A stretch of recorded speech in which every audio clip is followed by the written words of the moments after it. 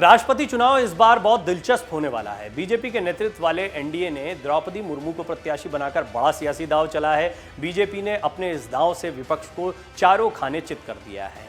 द्रौपदी मुर्मू को सीधी टक्कर देने के लिए विपक्ष ने यशवंत सिन्हा को मैदान में उतारा। बीजेपी की ओर से खेले गए आदिवासी कार्ड का असर दिखना शुरू हो गया। एक तरफ बसपा सुप्रीमो मायावती ने एनडीए उम्मीदवार द्रौपदी मुर्मू को राष्ट्रपति चुनाव में समर्थन देने का ऐलान किया, तो वहीं दूसरी तरफ प्रदेश के मुख्य विपक्षी पार्टी समाजवादी पार्टी पूरी तरह से यशवंत सिन्हा को समर्थन देती दिखाई दे रही है और अखिलेश यादव इसके लिए बहुत प्रयास भी कर रहे हैं। बीएसपी के इस समर्थन से विपक्ष को कड़ा झटका लगा है। आपको बता दें कि कोई पहली बार नहीं है कि मायावती ने अपने सहयोगियों को बीच मझधार में छोड़कर बाय बाय कहा हो और अलग अलग समय पर अपने फायदे के हिसाब से गठबंधन किए हों।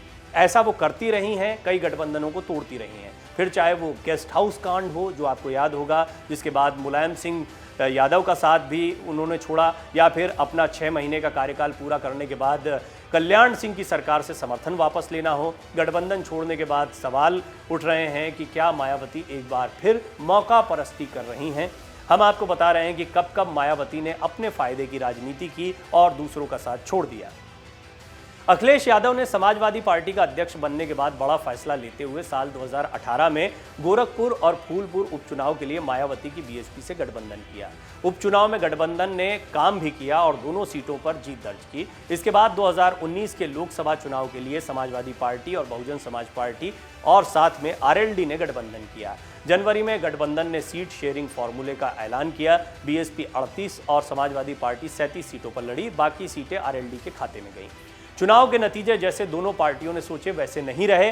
19.26% वोट प्रतिशत के साथ बीएसपी के खाते में 10 सीटें आईं और एसपी को महज 5 सीटें मिली। इन 5 सीटों पर सिर्फ 17.96% वोट मिला। आरएलडी को 1.67% वोट मिला, लेकिन कोई सीट नहीं मिली। आखिरकार मायावती ने अखिलेश यादव पर सवाल उठाते हुए गठबंधन से बाहर होने का ऐलान कर दिया। 22 मई 2018 को कर्नाटक लोकसभा चुनाव के नतीजे आए। कांग्रेस और जेडीएस गठबंधन ने सत्ता संभाली और एचडी कुमारस्वामी मुख्यमंत्री बने। 23 मई 2018 को विपक्ष के लगभग सभी दिग्गज नेता एकता दिखाने के उद्देश्य से कर्नाटक में कुमारस्वामी के शपथ ग्रहण समारोह में पहुंचे। इस शपथ ग्रहण में मायावती और सोनिया गांधी की गले मिलने वाली तस्वीर ने सबका ध्यान खींचा।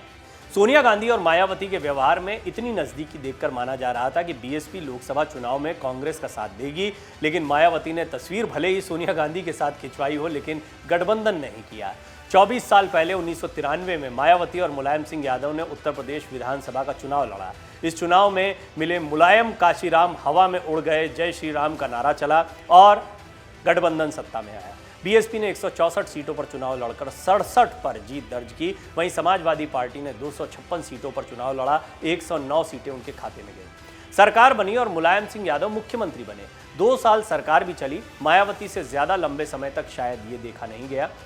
1 जून 1995 को वो मुलायम सरकार से समर्थन वापस लेने की तैयारी करने लगी, जिसकी भनक मुलायम सिंह यादव को लग गई और उसके बाद ही 2 जून को लखनऊ में वो गेस्ट हाउस कांड हुआ, जिसके बाद एसपी बीएसपी के रास्ते अलग अलग हुए। गेस्ट हाउस कांड के एक दिन बाद 3 जून 1995 को मायावती बीजेपी के समर्थन से मुख्यमंत्री बन गईं। बीजेपी की मदद से मुख्यमंत्री बनने के बावजूद मायावती ने सार्वजनिक रूप से बीजेपी नेता कल्याण सिंह पर हमला बोला। मायावती के लगातार जारी हमलों के बीच बीजेपी ने मायावती की सरकार से समर्थन वापस ले लिया। 2 साल बाद मायावती और बीजेपी एक बार फिर साथ आए। मायावती बीजेपी की मदद से फिर मुख्यमंत्री बनी। इस बार बीजेपी और मायावती के बीच 6 महीने के लिए सीएम की कुर्सी पर बात फाइनल हुई। मायावती ने 6 महीने बाद अपने पद से इस्तीफा दे दिया और कल्याण सिंह मुख्यमंत्री बने। मायावती ने कल्याण सिंह को 1 महीने भी ढंग से काम नहीं करने दिया। उन्होंने कल्याण सिंह को दलित विरोधी बताते हुए उनके खिलाफ अभियान छेड़ दिया। 10 अक्टूबर 1997 को बीएसपी ने कल्याण सिंह सरकार से समर्थन वापस ले लिया। इसके बाद कल्याण सिंह ने अपने राजनीतिक कौशल का इस्तेमाल करते हुए कांग्रेस, बीएसपी, जनता दल और बीकेकेपी के कई विधायकों को तोड़कर सदन में बहुमत साबित कर दिया और सरकार बचा ली। बीएसपी ने तत्कालीन प्रधानमंत्री अटल बिहारी वाजपेयी से वादा किया कि विश्वास प्रस्ताव के दौरान बीएसपी सरकार का समर्थन करेगी। सदन में जब विश्वास प्रस्ताव पर चर्चा शुरू हुई और मायावती जैसे ही बोलने के लिए खड़ी हुई, उन्होंने कहा कि वो सरकार के समर्थन में नहीं है, बीजेपी की सरकार गिर गई।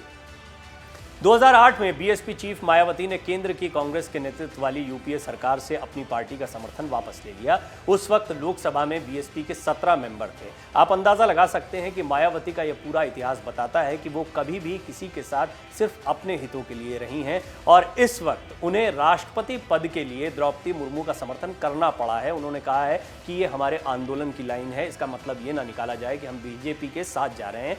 लेकिन जब कॉम्बिनेशन बनाने की बात आएगी, खासतौर पर एक ऐसे दौर में जब बहुजन समाज पार्टी को वर्तमान विधानसभा चुनाव में महज एक सीट मिली है, तो ऐसे में किसी भी कॉम्बिनेशन को बनाने से मायावती पीछे नहीं हटेंगी। लेकिन अब तमाम विरोधी दल भी मायावती से दूरियां बनाकर रखते हैं। वो जानते हैं कि मायावती किसी भी वक्त झटका दे सकती। डाउनलोड करें अमर उजाला ऐप और पाएं खबरें लगातार। अगर आप ये वीडियो YouTube पर देख रहे हैं तो हमारे चैनल को सब्सक्राइब करें और बेल आइकन को दबाना ना भूलें। अगर आप Facebook पर ये वीडियो देख रहे हैं तो हमारे पेज को लाइक करें।